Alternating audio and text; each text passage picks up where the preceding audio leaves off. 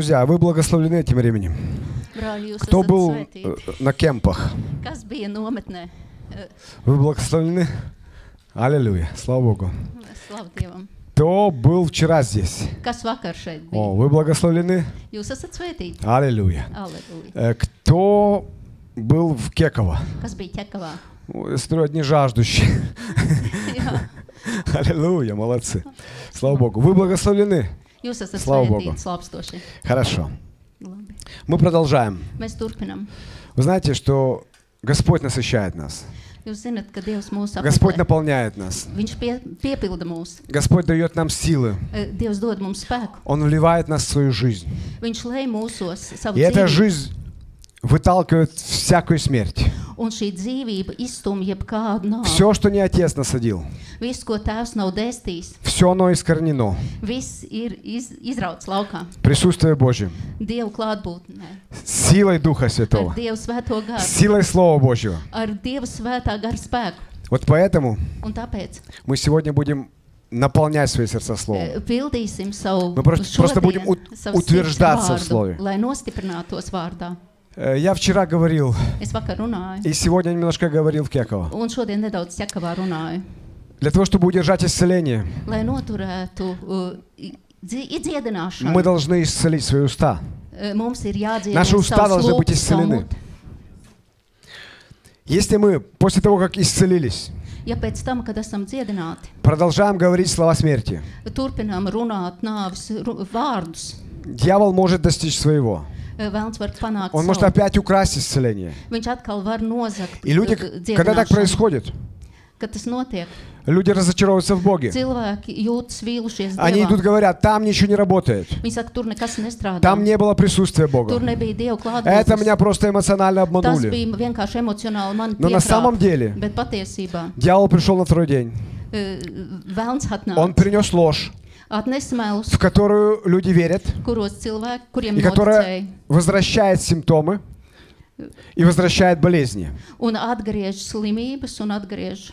И чтобы такое не произошло, нам с вами нужно быть готовыми. Иисус когда-то предупреждал тех, кто за Ним должен был следовать, что вас дома будут из-за того, что вы пошли за мной, не любить. Даже может быть такое, что от вас отрекутся. На самом деле это очень серьезная жертва. Когда ты выбрал путь истины, ты встречаешь противостояние. И часто противостояние дорогих тебе людей. У кого так было? Когда вы искренне говорили о Боге, вы хотели поделиться спасательной вестью, а с вас смеялись. Более того, вас считали безумцем, фанатиком, нездоровым на голову человеком. Это очень больно. Но когда человек хочет искренне поделиться радостью, поделиться вестью спасения, а его свидетельства, его слова упраздняют, просто смеются. Иисус предупреждал: возьми свой крест и иди за мной. И даже если тебя не поймут твои родные, придет время, когда ты спасся, и обетование, которое Бог оставил, что спасется весь дом твой, оно реализуется. Я первый в нашей семье пришел к спасению. Если взять глобально, моя тетя первая пришла к спасению. Мамина родная сестра. Она молилась за нас. И в своей семье я первый пришел к спасению. Мне было 17 лет. И когда я начал рассказывать о Боге, меня всерьез никто не воспринял. Более того, просто сжимали плечами и качали головой. Ну хорошо, если у тебя новые хобби, без проблем. Но это не хобби.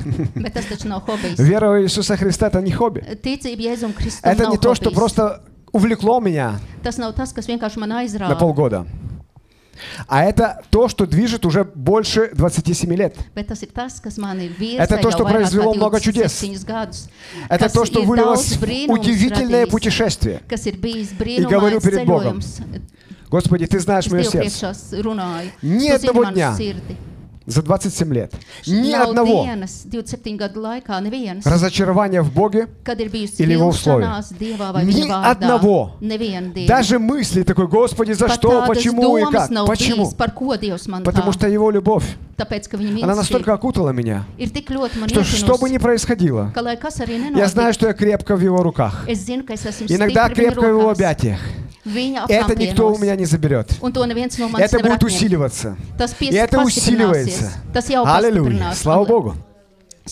Я сказал, что Иисус предупреждал. Он говорил своим ученикам, что будет нелегко иногда. И вот сейчас я вам также говорю.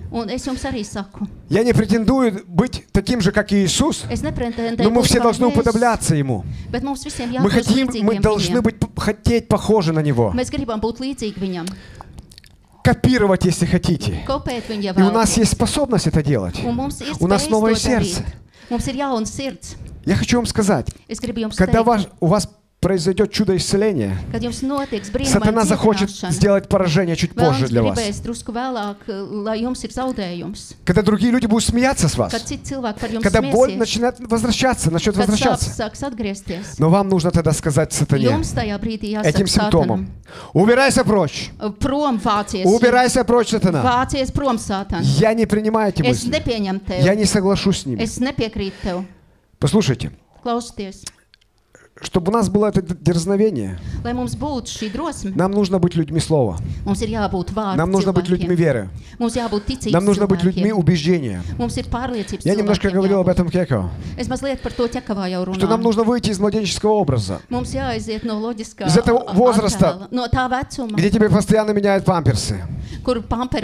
Это нормально, когда ты маленький. Это нормально, когда ты слаб. Но когда ты уже возрос, когда ты уже увидел Бога в своей жизни и вышел на новый уровень, не смотри назад. Ты взялся за плуг. Не осматривайся. Иди вперед. Возрастай полный возраст Христов.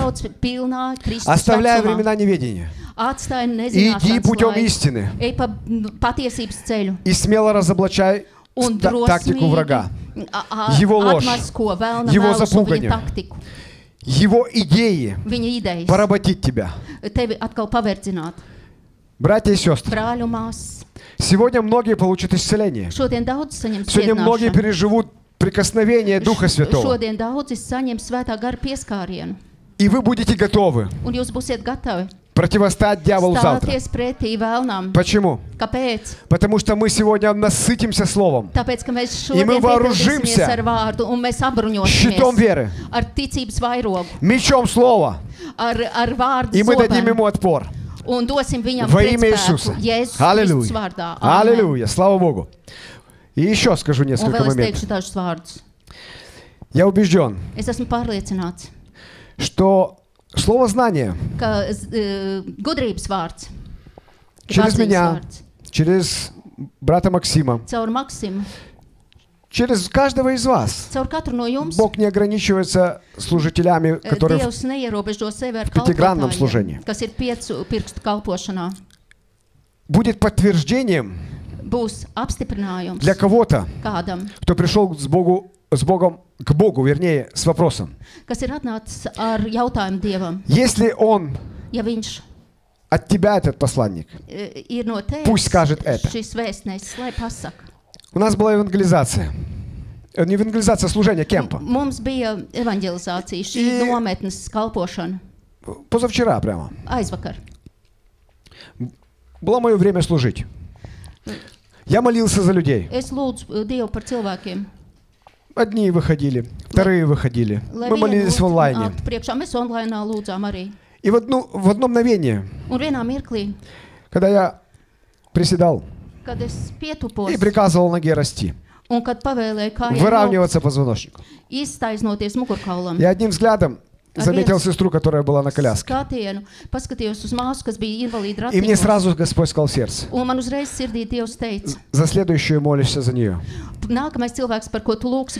Ну, чтобы в таком случае что-то произошло удивительное, это мега чудо. Я не боюсь публичной молитвы. Я говорю: конечно, Господь. Я попросил эту сестру выйти. Она расплакалась. Кто был там, вы видели. Божье присутствие было очень сильным. Она сокрушалась, она принимала молитву. И она сказала после собрания мне следующее: когда вы молились за людей, я сказала Господу: Боже, если я в Твоем плане, если я в Твоей воле, пусть этот проповедник сейчас помолится за меня. Она говорит: я только в мыслях это сказала. Вы сразу же оборачиваетесь и говорите: я могу помолиться за тебя. Она говорит: на меня сразу сошло сокрушение. Она только кивнула мне, когда я ей спросил. Слезы потекли из ее глаз. Она мгновенно получила ответ. Она мгновенно получила контакт, да. Я попросил у Бога, и Господь мгновенно ответил. Я благодарен Богу за такие моменты. И почему я говорю? Бог сердцеведец. Он знает ваши сердца. Когда вы приходите к Нему и просите Его о чем-то, Он отвечает. Он действует. И вы знаете, когда я обнимал ее, я чувствовал такую сильную Божью любовь. Я плакал вместе с ней. Я еле сдержал слезы, чтобы просто не разреветься. Почему? Потому что я ощущал, как Бог любит ее. Как Он заботится о ней.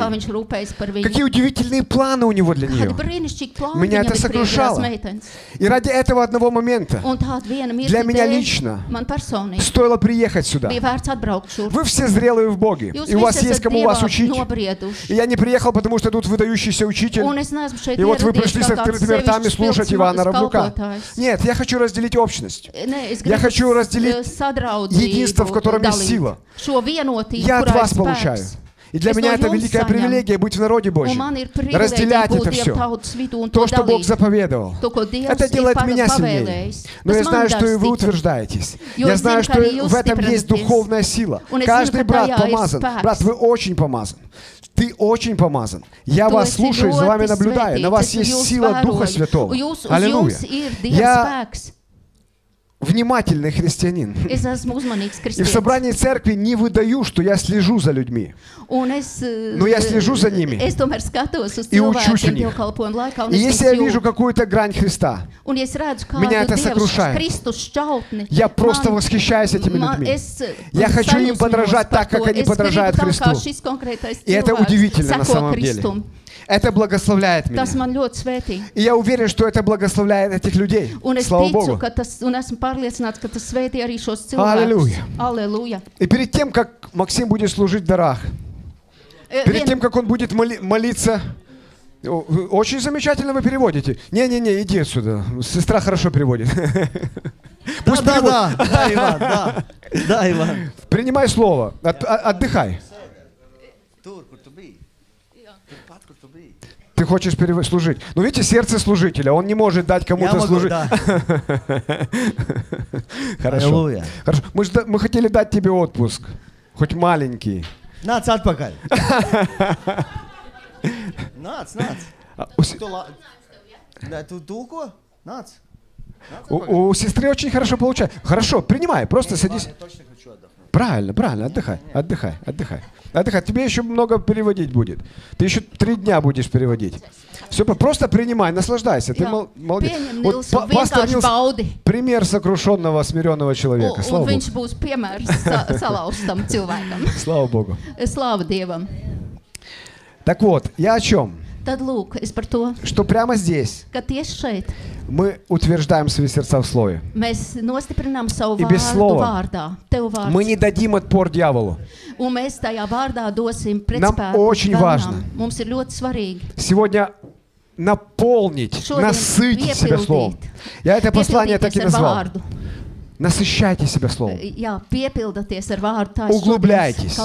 Укореняйтесь. Вот эти потоки слова. Вы помните эту песню, которую пел брат Иванов Сергей?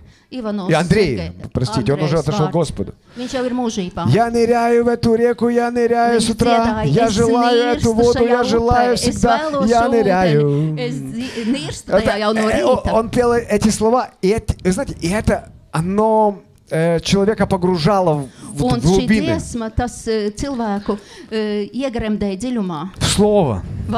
Ведь это удивительно. Когда мы наполняемся словом, что-то внутри нас происходит. Какие-то трансформационные действия. Что-то, что доселе нам было неведомо. Ты начинаешь смотреть по-другому на своего соседа, на своего мужа, на свою жену, на свои обстоятельства. Почему? Потому что под влиянием слова происходит что-то удивительное, происходит что-то славное. Наше сердце начинает быть больше чувствительно к нему. Оно откликается на те обетования. И сейчас, пожалуйста, будьте внимательны. Оно откликается. Мы сейчас созданы по образу и подобию Божьему. И когда наш дух слышит Слово Божье, Слово веры, он не противится этому. Он насыщается этим. Он наполняется этим. И это вытесняет страхи. Это вытесняет сомнения. Поэтому нам нужен этот фундамент слова. Нам нужен этот фундамент слова веры. Нам нужны эти обетования. Павел говорил, мне не сложно, а вам назидательно. Мне не сложно повторить то, что я уже знаю, но это мне и вам назидательно. Слушая Слово, мы готовим почву своего сердца. Мы готовим к разным обстоятельствам. И Дух Божий служит нам. Дух Божий захватывает нас. Дух Божий проистекает через нас. Дух Божий разрушает твердыни, неверие, сомнения. Насыщайте себя Словом Божьим. Словом Божьим в исцелении. Аллилуйя. Бог хочет, чтобы мы были людьми Слова. Люди Слова — это люди веры. Люди Слова — это люди любви. Люди Слова — это люди, которые водимы Духом Святым. Потому что почва Слова — это самое надежное основание. Это то основание, которое устоит во время шторма, во время искушения. Наш Господь заложил фундамент, Слово Свое. Он является Словом. Слово есть истина. Христос есть истина. Он и Слово — это единое целое. Сколько времени мы уделяем Слову, столько времени мы на самом деле уделяем Христу. И если мы ленимся пребывать в Слове, если мы ленимся читать Слово, если мы ленимся расширять познание Бога через Слово, мы фактически игнорируем Божье присутствие в нашей жизни. Павел когда-то молился этой молитвой. Ты сказал эти слова, Вадим, я благодарен Господу, потому что я о них думал, и ты мне подтвердил это. Послание к Ефесянам. Мы с вами читаем молитву. Очень сильную молитву. Я годами молился этой молитвой. И продолжаю этой молитвой молиться. Правда, не каждый день, но когда Господь побуждает, я это делаю. Молитесь этой молитвой за себя и за своих родных. Посему я, говорит Павел, услышав о вашей вере во Христа, о любви о святых, непрестанно благодарю за вас Бога. Вспоминаю вас в молитвах моих, чтобы Бог Господа нашего Иисуса Христа,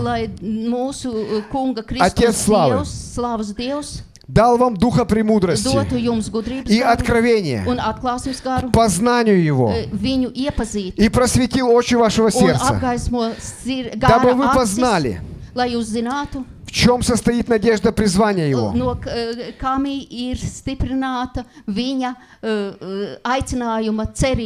И какое безмерное богатство наследия Его для святых. И как безмерно величие и могущество Его в нас. Верующих под действием державной силы Его, ticīgos, который Он воскресил во Христе и поставил Христа одесную себя на небесах, выше начальств и властей. Я хочу обратить внимание на одну важную деталь в этой молитве. Чтобы Бог Господа нашего Иисуса Христа дал дух премудрости и откровения к познанию Его. Кто из вас хочет познавать Его? Вам нужен дух премудрости и откровения. Прямо сейчас принимайте. Дорогой Небесный Отец, я молюсь, Господь, о духе премудрости и откровения для каждого, кто принимает эту молитву. Пусть сегодняшнее слово будет открыто им, будет принято ими. Пусть оно производит удивительную работу, трансформирует внутренность. Пусть внутренность ихняя расширяется, способность принимать, расширять свое мировоззрение, принимать глубину откровения, оперировать сверхъестественным. Аллилуйя, аллилуйя, аллилуйя. Пусть они осознают, какое безмерное величие, могущество Твоего в нас. Пусть Твоя сила внутри каждого из нас генерируется сейчас, вырабатывается, наполняет нас во имя Иисуса. Аллилуйя, аллилуйя. Вы знаете, откровение Слова, оно нас оживляет. Давид молился, я еще раз повторю эти слова. «Оживи меня по Слову Своему». Если нет у вас жизни, вам нужно Слово. Ведь Слово — это Слово жизни. Именно в Слове есть жизнь. Вы знаете, что мы молимся в молитве «Отче наш» такими словами. Хлеб наш ежедневный дай нам на каждый день. О каком хлебе идет речь? О Слове Божьем. Если мы молимся об этом, так он нужен хлеб. К сожалению, мы иногда едим больше в физическом мире, в материальном, еду, подпитывая свое физическое тело. Но забываем о духовном хлебе. Нам нужен хлеб Слова, хлеб откровения. Нам нужно преломлять это откровение в собраниях и насыщать свои сердцами Словом. Мы здесь не для того просто, чтобы за нас помолились, но мы здесь для того, чтобы принять от Бога хлеб с небес. И исцеление — это хлеб для детей. Это откровение, которое должно приняться вами и раствориться. И оно должно произвести силу. Аллилуйя. Откровение Слова прямо сейчас производит в вас работу в сердце и утверждает вас на пути силы Божьей, на пути принятия во имя Иисуса. Бог оставил нам свое Слово, чтобы оно нас научало, чтобы оно нас провело по жизни. Послушайте, я прочитаю сейчас 2 Тимофея, 3 глава, 16 стиха.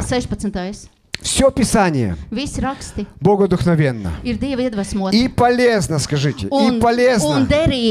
Оно полезно для меня. Для научения, для обличения, для исправления, для наставления в праведности, да будет совершен Божий человек, ко всякому доброму делу приготовлен. Все Писание полезно. Оно нас научает. Оно нас кормит.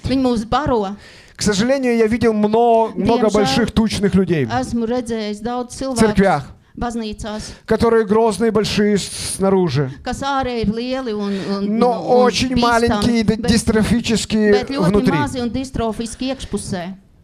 Ихняя сила viņu spēks только измеряется мускулами. tikai muskuļos Но на самом деле bet patiesībā мускулы духовного человека garīgā cilvēka это Слово Божье в сердце. ir Dieva vārds sirdī. Это избыток этого слова. Это не только бицепсы физические. Это духовные бицепсы. Когда в твоем сердце нету страха. Когда в твоем сердце генерируется, вырабатывается сила. Когда там есть видение, которое дало тебе Слово Божье. И мы должны наполняться Словом. И тогда мы сильны. И тогда мы смеемся вместе с Богом. С каждой угрозой дьявола. Нам не страшно. Мы не боимся угроз. Мы не боимся обмана. Почему? Потому что Дух Божий в нас. Потому что Слово Божье в нас. И мы смело говорим: убирайся, сатана, во имя Иисуса. Ты не будешь иметь победы. Во имя Иисуса. Жизнь Христа во мне. Слово Божье во мне. Господь видит свою церковь, наполненной Словом. Более того, Он сделал все, чтобы мы, как славная церковь, в последние времена приняли омовение, были покупаны Словом, окунулись в купель Слова. В послании к Ефесянам, в 5 главе, говорится об этом детально. Церковь славная. Это церковь, которая омыта Словом, которая погружена в Слово. И сегодня нам этот фундамент, этот камень, эта скала, она даст нам уверенность. И мы не поколеблемся. И мы побеждать будем везде и всюду. Аллилуйя. Потому что Слово в нас. Аллилуйя. Слава Богу. Бог ищет людей веры. Когда Он придет на землю, Иисус, придя на землю, Он хочет увидеть у нас веру. Он хочет увидеть веру в сердце. Но вера в сердце — это не то, что мы можем себе внушить. Вера — это продукт. Это результат чего-то. Вера от слышания, а слышание от Слова Божьего. Когда мы слышим Слово об исцелении, вот сейчас наша вера становится сильнее. Мы начинаем это понимать. Мы начинаем это принимать. И это выстраивает ожидание. И сейчас будут чудеса. Потому что вера, она вырабатывает веру. Господи, Слово вырабатывает веру, простите. И когда мы наполнены Словом, мы фактически уже кандидаты на великую веру. Почему?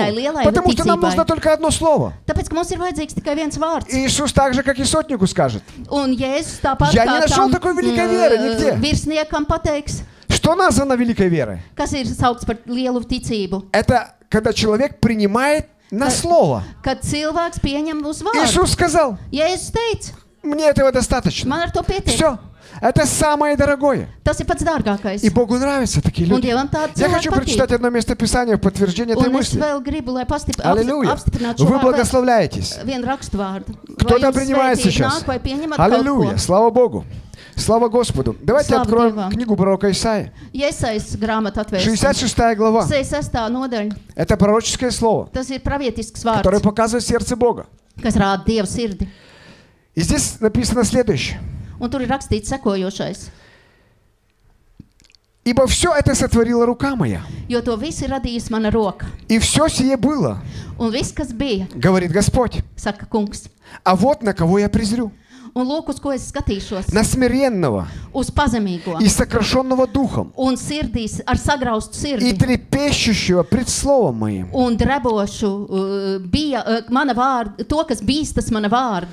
Господь смотрит на тех, кто почитает Слово Божье, на тех, кто дорожит Словом Божьим, на тех, кто трепещет пред Словом. Для кого эти слова? Это святыня.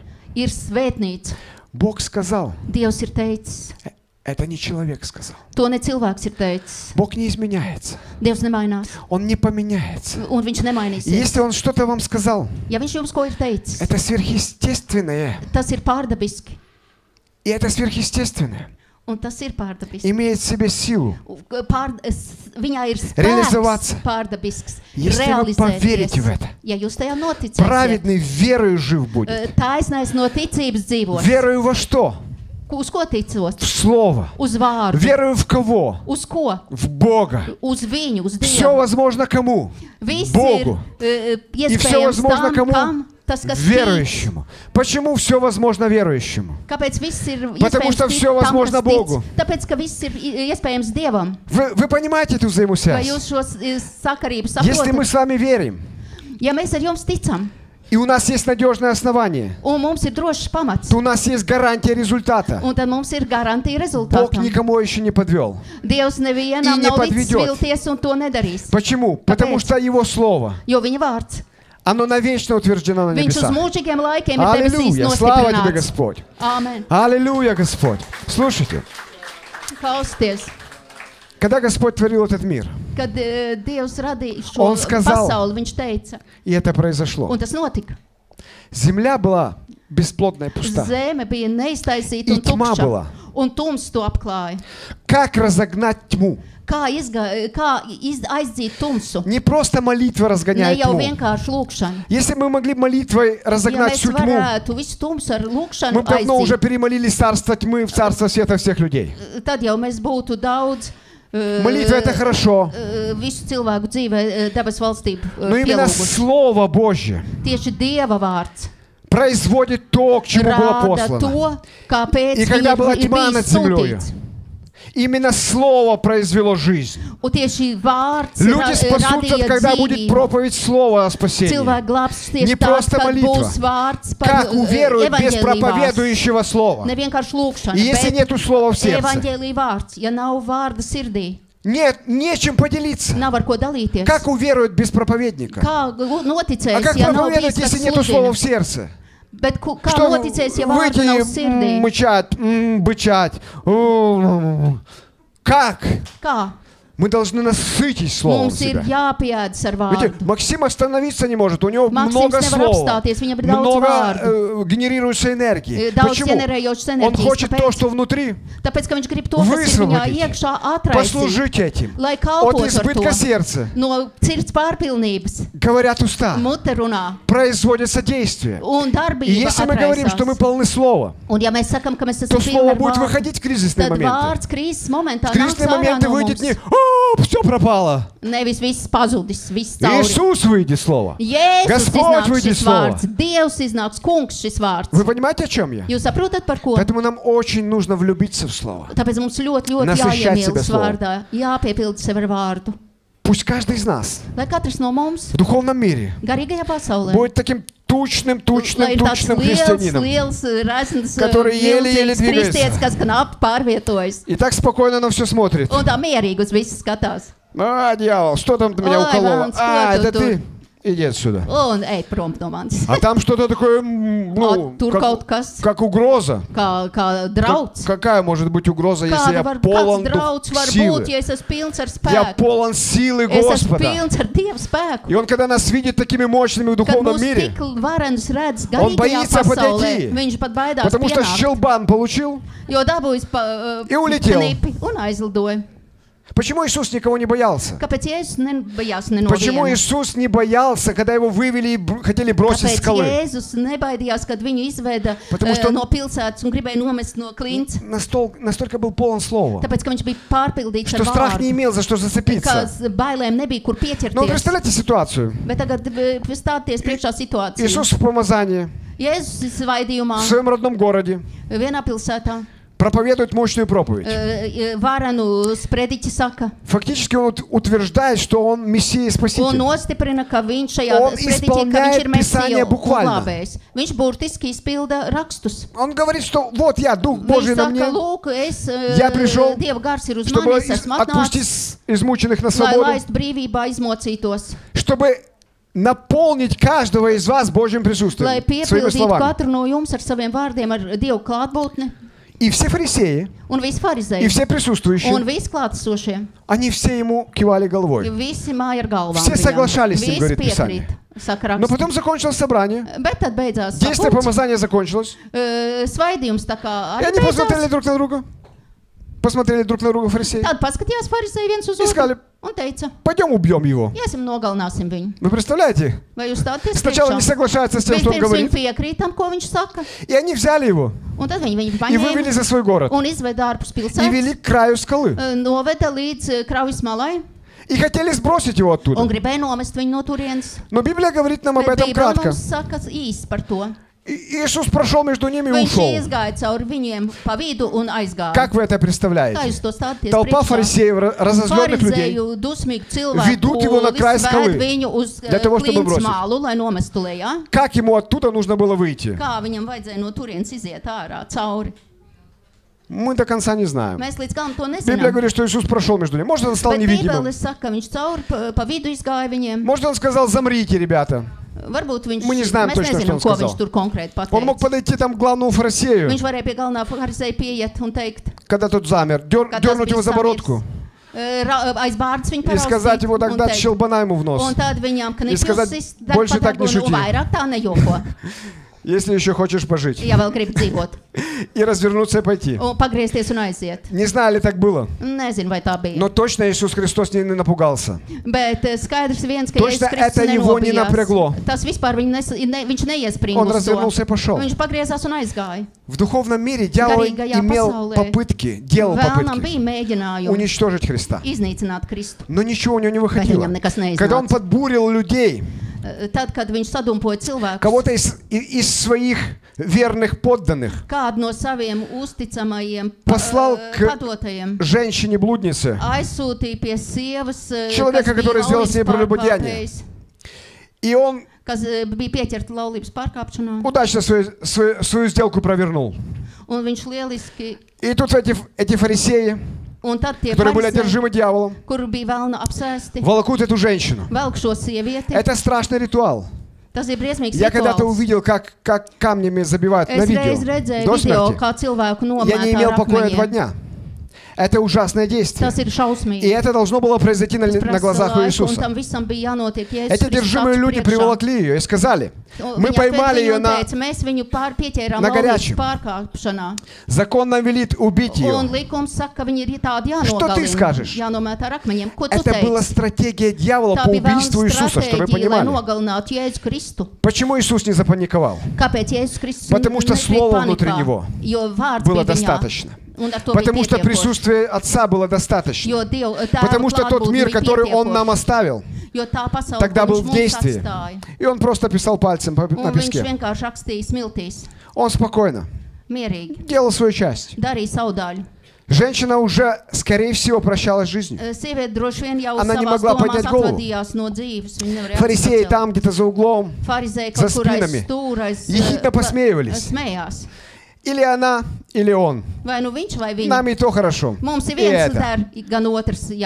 Но что происходит? Когда человек полон слова, дары Духа Святого проявляются. Проявляются чудеса. Приходит мудрость, которая ставит в тупик и фарисеев, и саддукеев, и всяких эев, и геев, и всех остальных.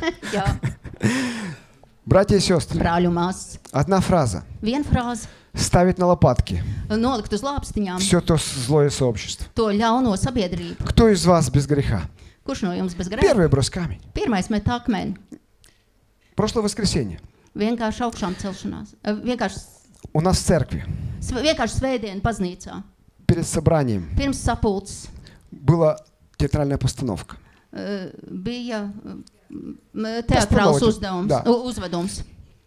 Эту историю мы демонстрируем воочию. Это трогательная история. Но что в этой истории очень удивительное? Фарисеи, которые хотели убивать и разрушать, они потерпели сокрушительное поражение. Дьявол был опозорен. Христос подтвердил свой статус Господа и Спасителя. Это было пророчье действие. Он показал, что я пришел спасать. И я тебя спасу прямо здесь. И я продемонстрирую, что моей мудрости хватит для этого. Моей силы хватит для этого. Моего милосердия хватит для этого. Я тебя спасу. И все это благодаря тому, что он был воплощением воли Отца. Человека, который наполнен Словом, который дорожит Словом, который является Словом. И когда Слово у вас в сердце, дьявол не загонит вас в тупик. Он не поставит вас на лопатки никогда. Потому что та мудрость, которая у вас, она в определенный момент так выскочит, что все ваши неприятели, все силы тьмы, они просто будут сокрушены. Они просто опозорятся. И ни одно оружие, сделанное против вас, не будет иметь силы, не достигнет своего. И всякого языка, который выставит с тобой на суд, ты осудишь. Братья и сестры, нам с вами нужно наполнять свои сердца Словом. И это не то, что должно нас обременить. Иисус сказал: придите ко мне все труждающие и обремененные, и я успокою вас. Иисус, вначале было Слово, и Слово было у Бога, и Слово было Бог. Иисус и есть это Слово. Когда мы приходим к Иисусу, к Его Слову, мы получаем покой. Мы утверждаемся в силе. Я сегодня говорил в собрании Кекова, что когда мы наполнены Словом, это Слово внутри нас вырабатывает силу. Оно вырабатывает мир. И Слово Христово да пребывает в избытке. И результатом этого действия, этого избытка будет мир Божий. Как и вера, так и мир — это продукты влияния Слова. Мы не можем заставить себя не бояться вот своими силами.